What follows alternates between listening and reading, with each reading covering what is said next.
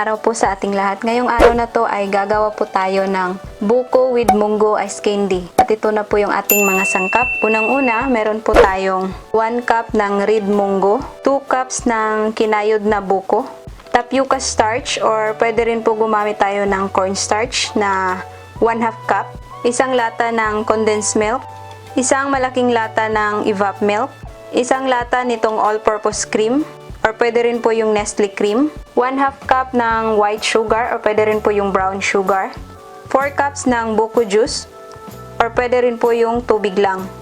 Tapos, ang ice candy wrapper na gagamitin natin ay itong size na 2x10. Kung wala, pwede rin po itong ganito na ginagamit natin sa ice wrapper. So, yan na po lahat yung ating mga sangkap para sa ating gagawing buko ice candy na may munggo. Ngayon, ang una po nating gagawin ay hugasan po muna natin itong ating munggo. After nating mahugasan ay kukuha lang po tayo ng kawali na paglulutuan ito dahil ito ay palalambutin po natin kasama ng sugar. So yan, dahil ito ay malinis na, nahugasan ko na, so pwede na natin tong ilagay dito sa ating kawali. And then, isabay na natin tong ating white sugar na 1/2 cup. And then, lalagyan po natin ng tubig. So, yung dami ng tubig dito, paunti-unti lang po yung paglagay natin hanggang sa lumambot itong ating munggo. So, lalagyan ko po muna siya ng mga 2 cups. Magdagdag na lang po tayo mamaya kung medyo matigas pa yung ating munggo dahil gusto natin na mamaya pagka malambot na siya, matutuyo din siya or parang ma-absorb yung tubig. So, yan, sindihan na po natin yung ating stove. At papakuluin po natin to hanggang sa lumambot yung ating munggo. Titingnan-tingnan lang po natin para hindi siya matuyuan ng tubig. So yan, balikan po natin mamaya pagka malambot na yung ating munggo. Pagkalipas po ng mahigit 1 oras ay babalikan na po natin yung ating pinalambot kanina na red beans. Ayan, makikita nyo na medyo natuyo na po siya at saka malambot na. So ito ay ready na po. So, ililipat na lang po natin to sa isang lagayan para mapalamig natin at masimulan na po natin yung paggawa ng ating ice buko with munggo ice candy. So, yan, pwede na nating patayin yung ating stove at palalamigin po natin.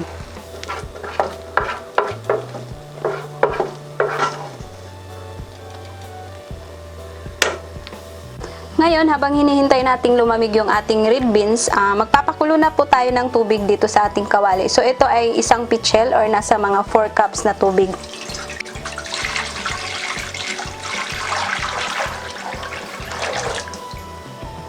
Yan. Hihintayin lang po natin yan na kumulo. Habang hinihintay po natin kumulo yung ating tubig, kuha lang po tayo ng 1/2 cup ng cassava flour or yung tapioca starch. So, ito po yung gagamitin natin para yung ating ice candy ay magiging smooth ang kanyang texture at hindi siya icy. So, meron tayong 1/2 cup na cassava starch or tapioca flour. Tapos, kuha tayo ng another 1 cup na tubig. So, tutunawin po muna natin siya dito bago natin ihahalo sa ating pinakulong tubig. So, yan, imimix lang po natin. Para pagka kumukulo na yung tubig natin, ihahalo na natin to or ibubuhos na natin to diretso dun sa ating tubig. Ngayon pong nagsimula ang kumulo yung ating tubig, ay pwede na nating dahan-dahang ibuhos yung ating na-dilute kanina na tapioca starch or cassava flour. Kung wala pala kayong cassava starch or tapioca starch or cassava flour, pwede kayong gumamit ng cornstarch. So yan, dahan-dahan po nating ibubuhos. Tapos, hahaluin po natin. So, nakikita nyo na medyo nag-iba po yung kulay ng ating tubig. Ayan, dahan-dahan pong naluluto yung ating na-dilute na cassava flour. Hihinaan lang po natin yung apoy para hindi siya manikit sa ilalim. Ito po talaga yung sekreto na yung ating ice candy ay magiging malambot siya, na hindi icy. Basta siguraduhin lang natin na naluluto natin yung cornstarch or yung cassava flour na gamit natin. Mapapansin nyo naman yan, pagka medyo nag-translucent na yung kulay, ibig sabihin po ay luto na po yan. Tapos, pwede na nating isunod yung ating evap. Itong evap pala natin ay nasa mga 360 grams, yung malaking lata. So, ilagay na po natin.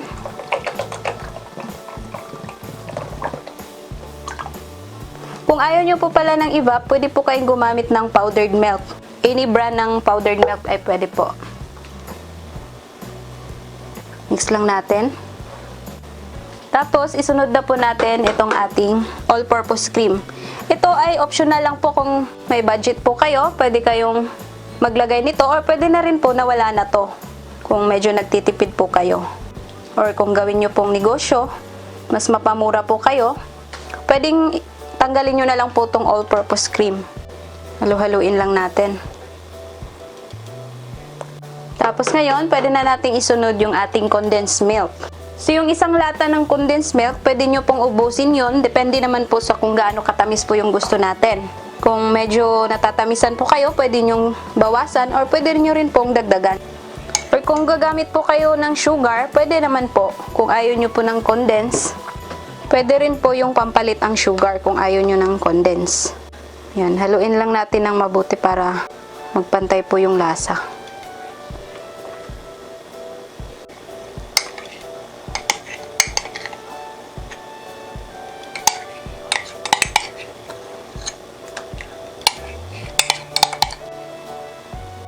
Pagka na-adjust nyo na po yung lasa, sakto na po siya sa tamis.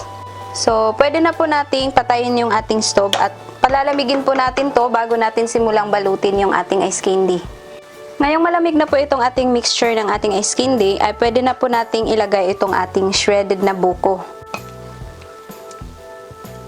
Hinuli ko po siyang inihalo dito sa ating mixture para po yung ating buko ay mananatiling fresh pa rin po siya, hindi siya maluluto.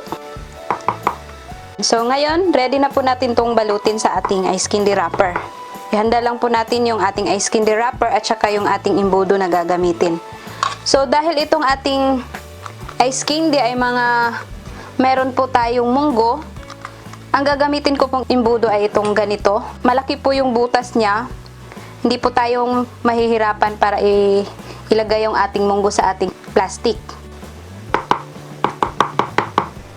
Ngayon ay mag-start na po tayong magbalot nitong ating ice candy. So, kuha lang po tayo nitong ating plastic wrapper. Yan. Tapos, kukuha ako ng isang kutsara nitong ating red munggo.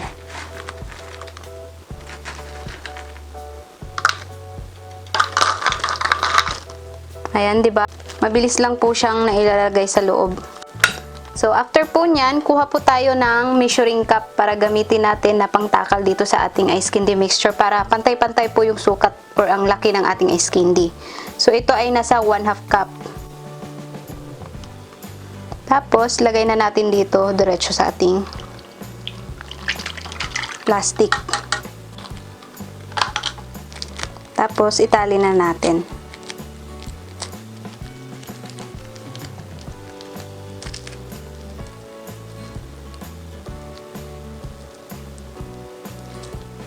Ayan. Depende na po sa inyo kung gaano karaming red munggo po yung ilalagay nyo bawat plastic. Yan, gagawin lang po natin to hanggang sa maubos po natin yung ating mixture ng ating ice candy at saka itong ating munggo. So, mamaya ipapakita ko po sa inyo pagkatapos kong naibalot to lahat. Ayan, ito na po lahat yung ating nagawa na ice candy. So, umabot po siya ng 42 pieces. So, ngayon, ready na po natin tong ilagay sa ating freezer. Freezer po natin ng mga 6 to 8 hours or hanggang overnight. Tapos, pagka matigas na itong ating ice candy, papakita ko po sa inyo.